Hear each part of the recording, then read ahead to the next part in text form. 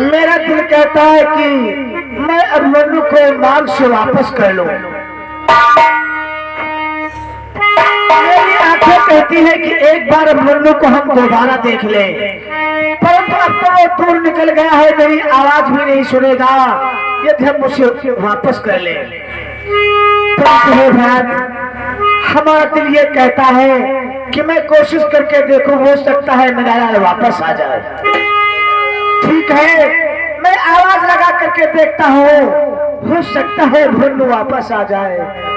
बेटा अभिमन्यु, जरा देर ठहरो यार, जरा देर ठहरो यार,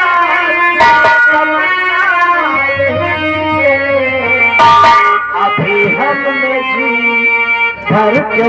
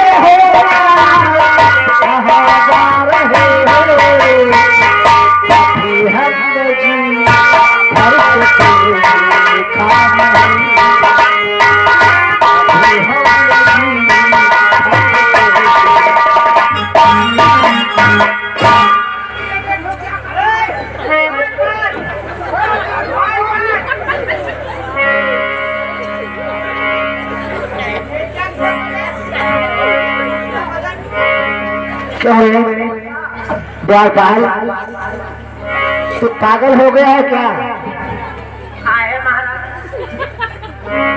अरे मेरे भ्रात नकुल और सहदेव अपनी गोदी को ऐसे फैलाए थे, परंतु मूर्ख, तुझे ज्ञात होना चाहिए हमारे भ्रात नकुल और सहदेव अपनी गोदी को क्यों फैलाए थे? कन्या ले खाते। हाँ, गोदी लेने के लिए फैलाए थे, परंतु तेरे लिए नहीं। वो सोच रहे थे कि दादा श्री भी अपनी गोद को फैलाए हैं और हमारे भ्रात नकुल सहदेव भी गोद को फैलाए हैं। वो सोच रहे थे हो सकता है अभिमन्यु मेरी गोद में आ जाए, इसलिए क्या तेरे लिए गोद फैलाए थे? हमसे होगा धोखा। मोर कह के हम जाने भैया नकुल हमरे बच गोद फैलावा है और हम गए जैसे अपन पूरा जोर धरे जैसे अपन बैठी। मोर कह के तू इतना बड़ा और मेरे भ्रात नकुल और सहदेव तुझसे छोटे हैं।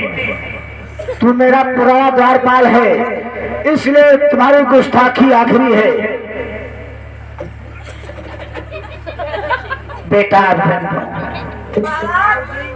बताओ आपने दरबार में बुलाने का कारण क्या हो सकता है ताऊ जी? महाराज हम लोग बताओ से ने ढोलापन में चाहिए रहा। तो क्या हुआ? अरे महाराज आपको मालूम होना चाहिए वापस आना वीरों का स्कूल होता है। क्या ये तो कोई कहीं प्राणी युद्ध के लिए जा रहा हो, यदि उसे वापस कर लिया जाए तो अपशगुन माना गया है। परंतु द्वारपाल, हम लोग क्षत्रिय हैं, वीर पुरुष ऐसी बातें नहीं सोचते। अच्छा वापस बुलाओ। बेटा नन्नू, ताऊ जी, मार्ग से मैंने तुम्हें किस लिए वापस किया है ये तुम जानना चाहते हो? हाँ ताऊ जी। हे पुत्र, उस चक्रव्यूह को तोड़ने से पहले तुम्हें एक कार्य करना है बेटा। वो कौन सा कार्य है ताऊ जी? सर्वप्रथम तुम अपनी प्रिय पत्नी उत्तरा के महल को जाओ। अपने पत्नी से मिलने के पश्चात तुम उस चक्रव्यूह को तोड़ने के लिए जाना। इसीलिए मैंने तुम्हें मार्ग से वापस किया है पुत्र। जो आज्ञा ताऊ जी, सर्वप्रथम मैं अपने पत्नी उत्तरा से मिलूंगा, इसके बाद मैं चक्रव्यूह के लिए जाऊंगा। हाँ बेटा, आज्ञा आशीर्वाद दोनों प्रदान करें। मैं सर्वप्रथम अपने पत्नी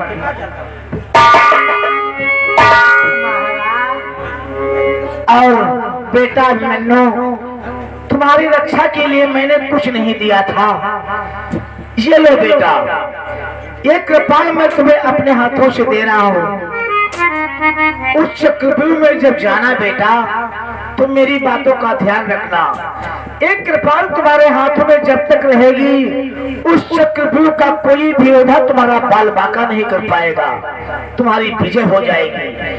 यदि तुमने इस कृपाण को कहीं खो दिया मेरे लाल, तो हम ये नहीं कह सकते हैं कि क्या हो जाए।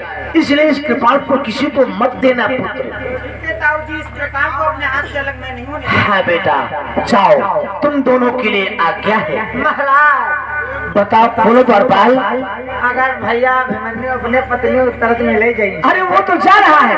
तो जब हम अपने धर्म पतेली चौधरत मिले। द्वारपाल, क्या तुम्हारी पत्नी का नाम चौतरा है? ओका चौतरा का रखुआ नाव ऐसा धरुआ। क्या क्या क्या तुम्हारी पत्नी के दो नाम है? आधार कार्ड पर उसका नाम है धम धम धल्लो। हंसने की बात नहीं, कोई माता पिता अपनी पुत्री का कैसा भी नाम रख देता वही चलने लगता है। चलो ठीक है, हमारा बेटा अभिमन्यु अपनी पत्नी उत्तरा से मिलने के लिए जा रहा है, तो उतने ही समय में तुम भी अपनी पत्नी चौतरा से मिल लो। लेकिन एक बात बताओ द्वारपाल, कितना समय लगाओगे? अब उम्र के अनुसार टाइम तो भैया लागी है। टाइम तो हमारा तो लगा। जाओ, आराम से मिल लेना अपनी पत्नियों से, तत्पश्चात चक्रव्यूह को तोड़ने के लिए जाना। ठीक, तब बलो आई।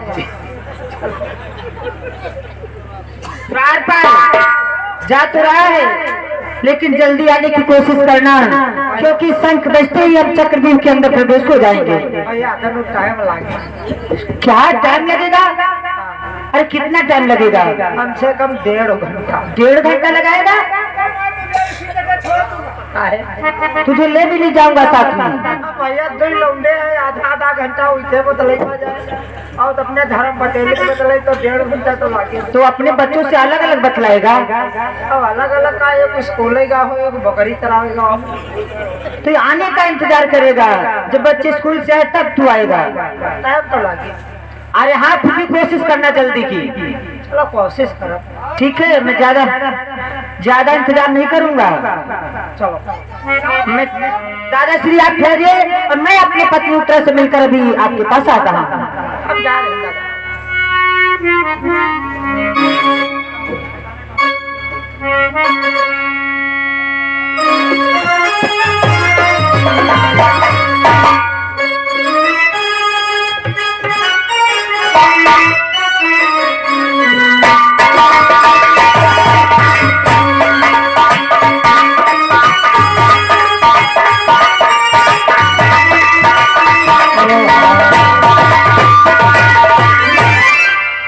आज जा रहे हैं बहुत दिन बाद अपने धम धम धल्लो के। देखो कितने सुंदर है हमारी धर्म पतेली, लेकिन का मजाल कोई के आगे मुंह खोल ले, इतना तो हमका डराते हैं। और जेका भौजी कहा कहो 10 रुपया निकाल लो, जो कोई 10 रुपया दे वह का भौजी कहा है दिया।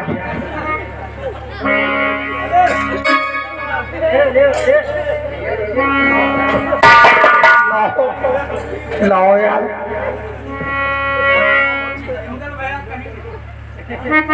तब क्या ले कही हो। जो कोई कहा तो 10 रुपया दे, और यहाँ कहीं दाएं कहीं दिया 10 रुपये में यहाँ कहीं दाएं वो दे वो न कहना ही कहा दिया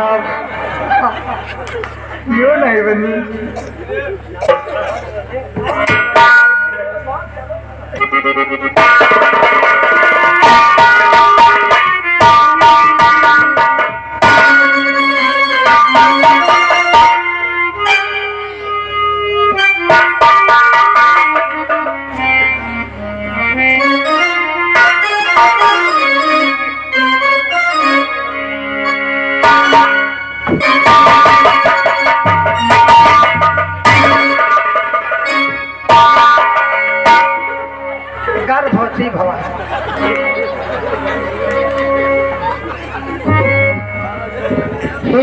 इस समय मेरे मेल में स्वामी कि प्राण पिया प्यारे पिया मेरे जीवन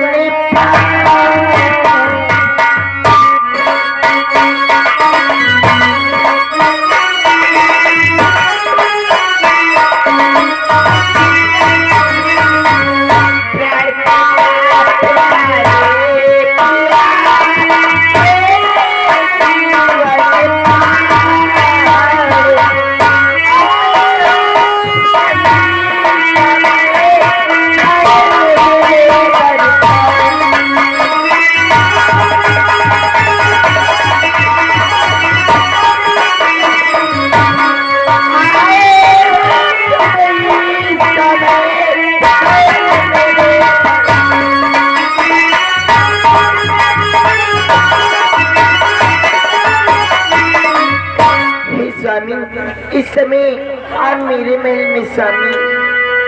हे स्वामी, ये क्या आपके हाथों में बाण और धनुष के पास लेकर कहाँ को जा रहे हो स्वामी? कि हे जीवन प्राणनाथ कहिए, हे जीवन प्राणनाथ कहिए।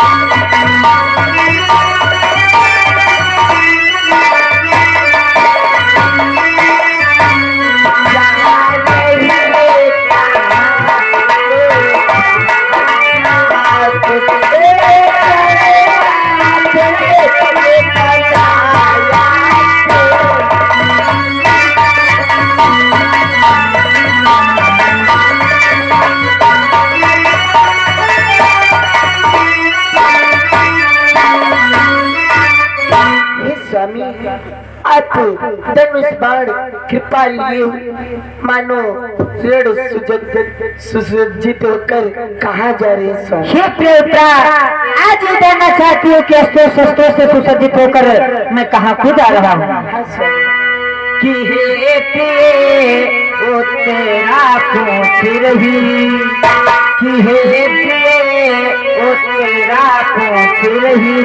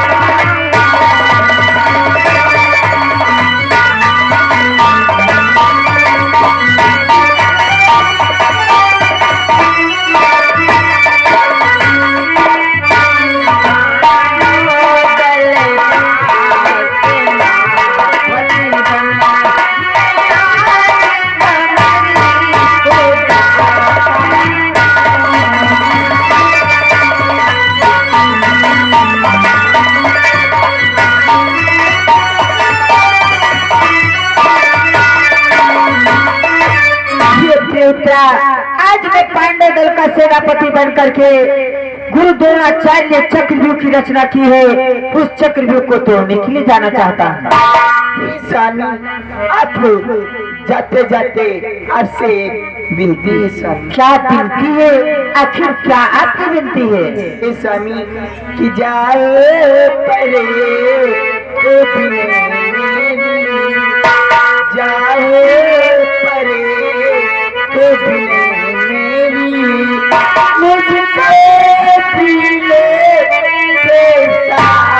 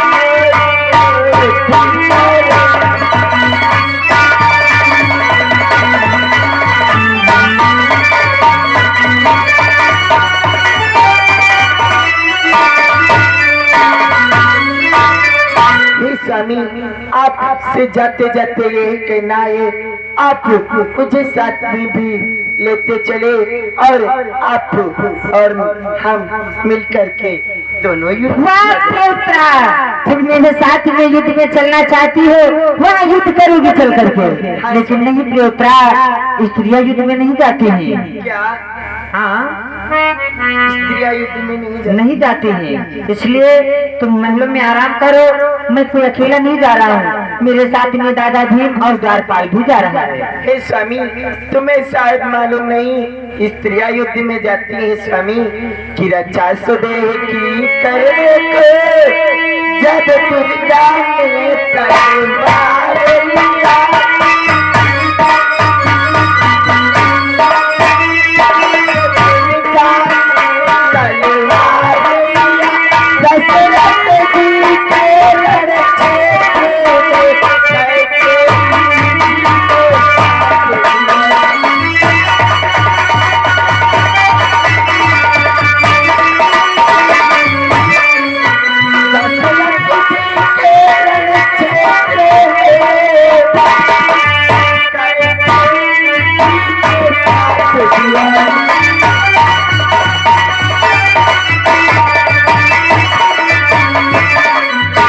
स्वामी तुम्हें मालूम नहीं, दुर्गा माता सतीश की खातिर अपने हाथों में तलवार ले लिया था और माता कैकेयी दशरथ के प्राण बचाने के लिए उन्होंने उनके पहिए का कीला टूट गया था, कीले के जगह पे अपने उंगली लगा के महारानी कैकेयी ने दशरथ के प्राण बचाए थे।